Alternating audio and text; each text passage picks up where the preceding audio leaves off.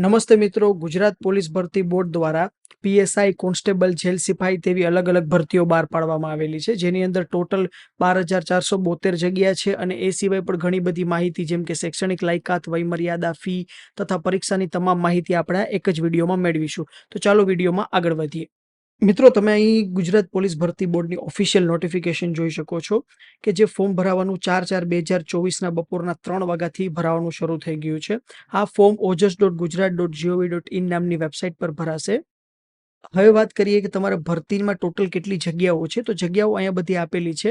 જેમ કે ટોટલ તમારે જગ્યાઓ છે તે 12,472 છે, જેની અંદર પીએસઆઈ બિન હથિયારી કોન્સ્ટેબલ છે, હથિયારી પોલીસ કોન્સ્ટેબલ છે, જેલ સિપાઈ છે, એસઆરપીએફ છે. આ બધી જગ્યાઓ અહીંયા મેન્શન કરેલી છે, જે અલગ અલગ કેટેગરી વાઇઝ તમે અહીં જોઈ શકો છો. ચલો મિત્રો, હવે વાત કરી લઈએ વય મર્યાદાની. જો તમે પોલીસ સબ ઇન્સ્પેક્ટર એટલે કે પીએસઆઈમાં ફોર્મ ભરવા માંગતા હો તો તમારી લઘુત્તમ એટલે મિનિમમ વય 21 વર્ષ હોવી જોઈએ. 21 મહત્તમ 35 વર્ષ હોવી જોઈએ. સાથે સાથે અહીંયા તારીખ પણ આપેલી છે કે તમારો જન્મ 30/4/1989 થી લઈ અને 30/4/2003 સુધીની વચ્ચે હોવો જોઈએ, તો જ તમે આની અંદર ફોર્મ ભરવા માટે એલિજિબલ ગણાશો. સાથે સાથે શૈક્ષણિક લાયકાતની વાત કરીએ તો તમારે આમાં મિનિમમ ગ્રેજ્યુએશન એટલે કે સ્નાતકની પદવી હોવી જરૂરી છે, અથવા તેને સમકક્ષ જે બી સરકારે માન્ય કરેલી ડિગ્રી હશે તે પણ તમે હોય તો ફોર્મ ભરી શકો છો, પણ તે ગ્રેજ્યુએશનની સમકક્ષ હોવું જોઈએ. હવે તમે કોન્સ્ટેબલમાં ફોર્મ ભરવા માંગતા હો તો તેની અંદર તમારી મિનિમમ જે એજ છે, મિનિમમ ઉંમર છે લઘુત્તમ, તે 18 વર્ષ હોવી જોઈએ અને મેક્સિમમ 33 વર્ષ હોવી જોઈએ. સાથે સાથે અહીંયા તારીખ પણ આપેલી છે કે કઈ તારીખ વચ્ચે તમારો જન્મ હોવો જોઈએ, તો તમે એના માટે એલિજિબલ ગણાશો. આની વાત કરીએ શૈક્ષણિક લાયકાતની, તો તમારી પાસે 12 પાસ હોવું જરૂરી છે, અથવા તેને સમકક્ષ કોઈ બી ડિગ્રી હોય તો ચાલશે કે જે 12 પાસને સમકક્ષ હોય. હવે વાત કરીએ કે આપણે આની અંદર વય મર્યાદામાં ઉપલી છૂટછાટ શું આપવામાં આવેલી છે. તો તમે જો એસસી એસટી અથવા એસસી બીસી કેટેગરીમાં અથવા તો ઈડબ્લ્યુએસ કેટેગરીમાં આવતા હો તો તમને 5 વર્ષની છૂટછાટ મળશે. એટલે કે તમે આ કોઈ 4 કેટેગરીમાંથી એકમાં આવો છો, બરાબર, તો તમારે 33ની જગ્યાએ 38 વર્ષ સુધી તમે ફોર્મ ભરી શકો છો. અને મહિલા ઉમેદવારને પણ 5 વર્ષની છૂટછાટ મળશે. એટલે કે બિન અનામત મહિલા હશે તો એને પણ 38 વર્ષ સુધી ફોર્મ ભરી શકશે, અને અનામતની મહિલા હશે તો એ તો 43 વર્ષ સુધી પણ ફોર્મ ભરી શકે છે, કારણ કે એને 10 વર્ષની અનામત થઈ જાય, 10 વર્ષની છૂટછાટ થઈ જાય છે અનામતના લીધે. હવે વાત કરીએ કોમ્પ્યુટર જ્ઞાન વિશે, તો તમને આ ઠરાવ મુજબ કોમ્પ્યુટરનું જ્ઞાન હોવું જરૂરી છે, અથવા તમારી પાસે કોઈ બી ડિપ્લોમા કે ડિગ્રી હોય કે જેમાં કોમ્પ્યુટર સબ્જેક્ટ હોય તો પણ તમે ફોર્મ ભરી શકો છો, અથવા તો 10 અથવા 12 ધોરણ 12 અથવા ધોરણ 10ની અંદર તમે કોમ્પ્યુટર એઝ અ સબ્જેક્ટ રાખેલો હોય તો પણ તમે તે ફોર્મ ભરી શકો છો. હા, પરંતુ જ્યારે પણ તમે નિમણૂક સમયે તમારી પાસે પ્રોપર આ સિલેબસ મુજબ કોર્સ કરેલો હોવો જોઈએ, જે ફોર્મ તમે ભર્યા પછી પણ તે કોર્સ કરીને તે સર્ટિફિકેટ રજૂ કરી શકો છો. હવે વાત કરીએ સામાજિક અને શૈક્ષણિક રીતે જે પછાત વર્ગના ઉમેદવારો છે તે જ્ઞાતિના મળવાપાત્ર લાભ મેળવવા માંગતા હોય તો તેમને નોન ક્રિમિલેયર સર્ટિફિકેટની જરૂર હોય છે, જે તમને બધાને ખ્યાલ જ હશે. તો આ ભરતી માટે જો તમારી પાસે 1/4/2022 થી લઈ અને 31/4/2024 વચ્ચેની તારીખનું ઇસ્યુ થયેલી તારીખનું જો નોન ક્રિમિલેયર સર્ટિફિકેટ હશે તો જ તેને વેલિડ ગણવામાં આવશે, અધરવાઇઝ તેને ઇનવેલિડ કન્સિડર કરવામાં આવશે. તેવી જ રીતે જો તમે ઈડબ્લ્યુએસ કેટેગરીમાં આવો છો તો તમારી પાસે 1/5/2021 થી લઈ અને 30/4/2024 દરમિયાનનું ઇસ્યુ થયેલું ઈડબ્લ્યુએસનું સર્ટિફિકેટ હોવું જોઈએ. ઈડબ્લ્યુએસ એટલે કે ઇકોનોમિકલી વીકર સેક્શનનું સર્ટિફિકેટ હોવું જોઈએ, જે આ તારીખ વચ્ચેનું હોવું જોઈએ, 1/5/2021 થી લઈ અને 30/4/2024 સુધીનું. હવે વાત કરીએ આપણે શારીરિક ધોરણો વિશે. તો જે પુરુષો ઉમેદવાર માટે છે તેના ધોરણો અહીં આપેલા છે. જો તમે ગુજરાતના અનુસૂચિત જનજાતિના ઉમેદવાર છો તો તમારે જે ઊંચાઈ છે તે જોશે મિનિમમ 162 સેન્ટીમીટર, અને છાતી 79 સેન્ટીમીટર જે ફૂલાવ્યા વગરની, અને ફૂલાવેલી છાતી 84 સેન્ટીમીટર જોશે. અને જો તમે અનુસૂચિત જનજાતિમાં નથી આવતા, તે સિવાયના કોઈ ઉમેદવાર છો, તો તમારે ઊંચાઈ 165 સેન્ટીમીટર જોશે, જ્યારે છાતીનું જે પ્રમાણ છે તે સેમ છે બંનેમાં. હવે વાત કરીએ મહિલા ઉમેદવારો માટે. તો જો તમે અનુસૂચિત જનજાતિના મહિલા ઉમેદવાર છો તો તમારી ઊંચાઈ 150 સેન્ટીમીટર હોવી જોઈએ લઘુત્તમ મિનિમમ, અને જો તમે અનુસૂચિત જનજાતિ સિવાયના કોઈ મહિલા ઉમેદવાર છો તો તમારે મિનિમમ 155 સેન્ટીમીટર તમારી હાઇટ ઊંચાઈ હોવી જોઈએ. હવે આમની અંદર અમુક એક્સેપ્શન પણ આપેલા છે કે અમુક પ્રકારની જો તમે શારીરિક ખામી ધરાવતા હશો તો તમારી ઉમેદવારીને અયોગ્ય પણ ગણવામાં આવી શકે છે, જેમ કે વાંકા ઢીંચણવાળા, ફૂલેલી છાતી, ત્રાંસી આંખ, સપાટ પગ, કાયમીની અતિશય ફૂલેલી નસ, ફૂલેલો અંગૂઠો, અસ્થિભંગ અંગ, સડેલા દાંત, ચેપી રોગ, ચેપી ચામડીનો રોગ, રંગ અંધત્વની ખામી, આ બધી વસ્તુ હોય તો તમારી ઉમેદવારીને અયોગ્ય ગણવામાં આવી શકે છે. હવે એનો મતલબ એવો નથી કે તમે ફોર્મ જ આની અંદર નહીં ભરી શકો. જો તમે આમાંથી કોઈ બી વસ્તુ ધરાવતા હોવ તો તમે ફોર્મ ભરી શકો છો. પણ નિમણૂક સમયે નક્કી થશે કે તમારી જે શારીરિક ખામી છે તે કેટલી છે અને એના આધારે તમને નિમણૂક આપવી કે નહીં. અને જો ફોર્મ ભરતી વખતે તમારાથી કોઈ ભૂલ થઈ ગઈ અને તમે એકવાર એપ્લિકેશન કન્ફર્મ કરી લીધી તો તમે બીજી વાર ફોર્મ ભરી શકો છો. પરંતુ તમારી જે છેલ્લું ફોર્મ ભરેલું હશે તે જ તમારું કન્સિડર કરવામાં આવશે, તે જ ધ્યાનમાં લેવામાં આવશે. પરંતુ જે તમે જનરલ કેટેગરીમાં આવો છો અને જો તમે કોઈ ફી ભરેલી છે પહેલા ફોર્મ માટેની, તો એ કોઈ રીતે રિફંડેબલ નથી. માની લો કે તમે પહેલું ફોર્મ ભર્યું, તમે ભૂલ કરી હતી, પરંતુ બીજું ફોર્મ તમે કરેક્ટ ભર્યું, તો જે પહેલી ફોર્મની તમે જે પણ ફી ભરેલી હતી તે તમને પરત મળવા પાત્ર નથી. હવે આપણે વાત કરીશું પરીક્ષા ફી વિશે. જો તમે જનરલ કેટેગરીમાં આવો છો તો તમારે ₹100 ફી ભરવાની રહેશે પીએસઆઈ માટે. અને જો તમે લોકરક્ષક અને પીએસઆઈ બંનેમાં ફોર્મ ભરવા માંગો છો તો તમારે ₹200 ફી ભરવાની રહેશે. પરંતુ જો તમે એસસી, એસટી, એસીબીસી અને ઈડબ્લ્યુએસ અને એક્સ સર્વિસમેન એટલે કે માજી સૈનિક અને પીએચ એટલે કે ફિઝિકલી હેન્ડીકેપ છો તો તમારે કોઈ ફી ભરવાની નથી. ફી તમારે માત્ર ને માત્ર ઓનલાઈન જ ભરવાની રહેશે. તમે કોઈ પણ જગ્યાએ કોઈ પોસ્ટ ઓફિસમાં કે બેંકમાં ચલણ ભરીને ફી ભરી શકાશે નહીં. સાથે સાથે ફી ભરવાની છેલ્લી તારીખ 7/5/2024 છે, તે પણ બાબત ધ્યાનમાં રાખવી. હવે આપણે વાત કરીએ અમુક પરીક્ષાના ચરણો વિશે. તો સૌપ્રથમ આપણે જે પોલીસ સબ ઇન્સ્પેક્ટર છે પીએસઆઈ, તેના પરીક્ષાના ચરણો વિશે વાત કરીએ. તેની પરીક્ષા 2 સ્ટેજમાં લેવાશે.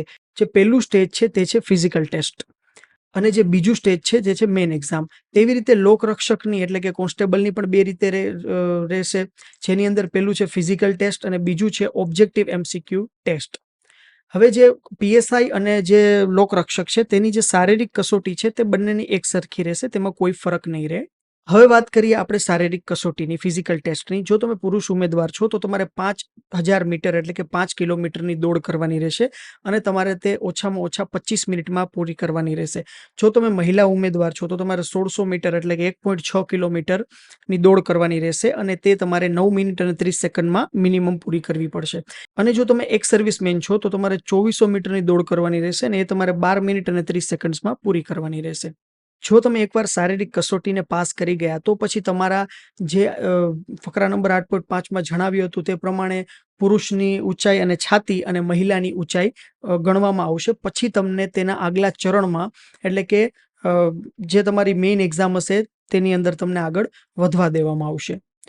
ચાલો હવે આપણે વાત કરીએ જે સેકન્ડ સ્ટેજ એક્ઝામ છે, મેઇન એક્ઝામ કે જે પીએસઆઈ માટેની છે, પોલીસ સબ ઇન્સ્પેક્ટર માટેની.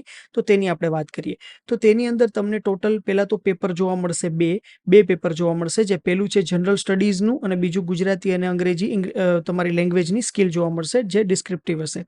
જેની અંદર ટોટલ 300 માર્કના બંને પેપર છે. પહેલું પેપર 200 માર્કનું રહેશે અને બીજું પેપર 100 માર્કનું રહેશે. તો પહેલું જે પેપર છે ને જનરલ સ્ટડીઝનું, તેની અંદર પણ પાછા 2 પાર્ટ છે, આ પાર્ટ એ અને પાર્ટ બી. હવે જે પાર્ટ એ છે તેની અંદર તમારું 100 માર્કનું પેપર હશે, 100 માર્ક્સનું પેપર હશે. જેની અંદર તમારે મિનિમમ 40% માર્ક્સ મેળવવા પડશે ક્વોલિફાય કરવા માટે. જેમાં નેગેટિવ માર્કિંગ સિસ્ટમ હશે 0.25ની અને ઈ ઓપ્શન પણ આપેલો છે. હવે વધુ પડતા લોકોને નેગેટિવ માર્કિંગ સિસ્ટમની ખબર જ હોય છે, છતાં પણ જણાવી દઉં કે નેગેટિવ માર્કિંગ સિસ્ટમનો મતલબ એવો છે કે જો તમે એક આન્સર ખોટો લખશો તો જે તમારા સાચા માર્ક આવેલા છે તેમાંથી પણ 0.25 માર્ક કટ થઈ જશે.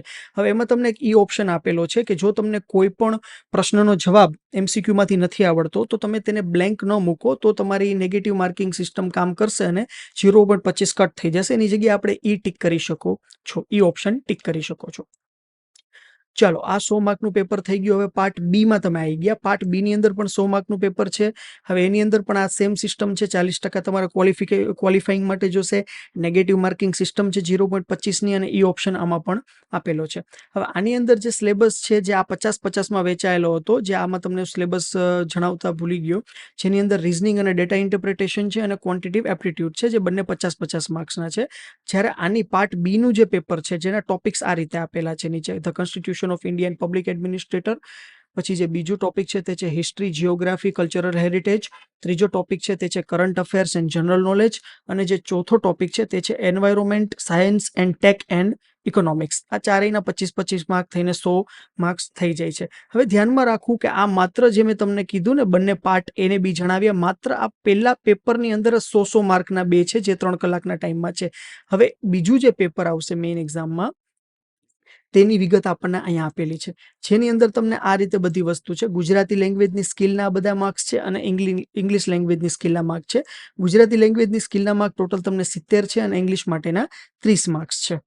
ચલો હવે આપણે વાત કરીશું એક મહત્વના ટોપિક વિશે, જે છે વિશેષ ગુણ ભારાંક, કે જેની અંદર તમારી પાસે જે તમે પરીક્ષામાં માર્ક મેળવેલા છે તે તો છે જ, સાથે સાથે તમે કોઈ એક્સ્ટ્રા એક્ટિવિટીમાં સામેલ હો, જેમ કે તમારી પાસે NCCC નું સર્ટિફિકેટ હોય તો તમને તેના 2 ગુણ મળવા પાત્ર છે.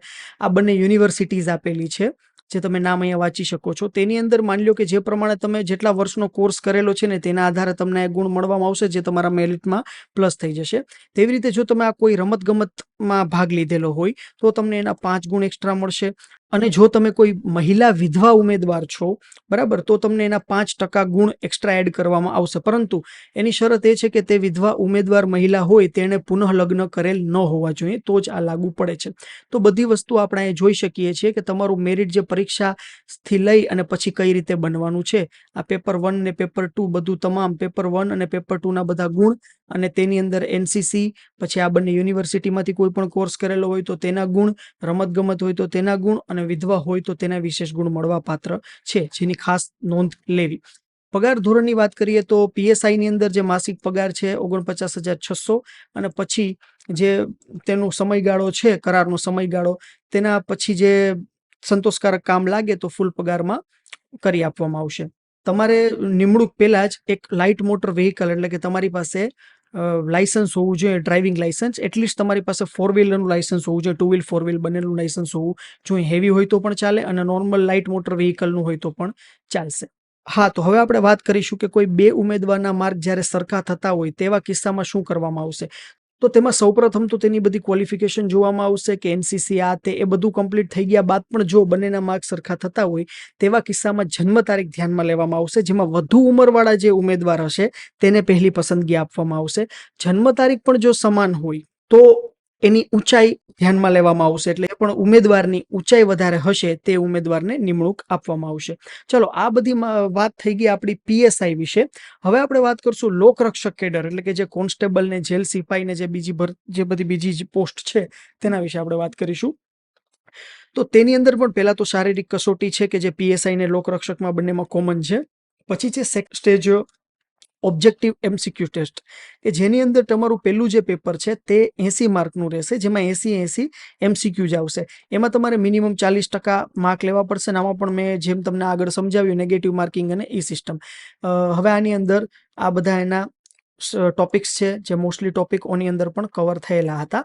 હવે આ પાર્ટ A છે. પાર્ટ B ની અંદર જે બીજું પેપર છે તેના ટોટલ 120 માર્ક છે, તેમાં પણ તમારે 40% મેળવવા જરૂરી છે અને નેગેટિવ માર્કિંગ સિસ્ટમ પણ તેની અંદર છે.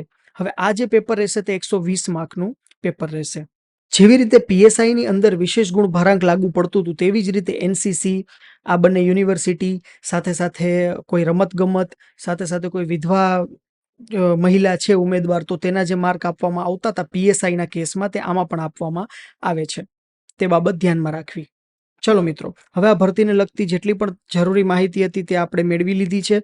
છતાં પણ તમને કોઈ પ્રશ્ન હોય તો તમે અમારા વિડીયો નીચે કમેન્ટ કરી શકો છો, અથવા તમે કોઈ પણ બીજો પ્રશ્ન હોય તો તમે અમારા WhatsApp નંબર જે છે 9898766375, જે સ્ક્રીન પર પણ તમને જોવા મળી જશે, તેની ઉપર WhatsApp પણ કરી શકો છો. અને હા, કોઈ કારણોસર તમને એવું લાગે કે ભાઈ આ ફોર્મ ભરવામાં તમારાથી કોઈ પ્રોબ્લેમ થાય છે, તો તમે અમારા માધ્યમથી પણ ફોર્મ ભરાવી શકો છો. બહુ નોમિનલ ફીમાં ફોર્મ ભરી આપવામાં આવશે.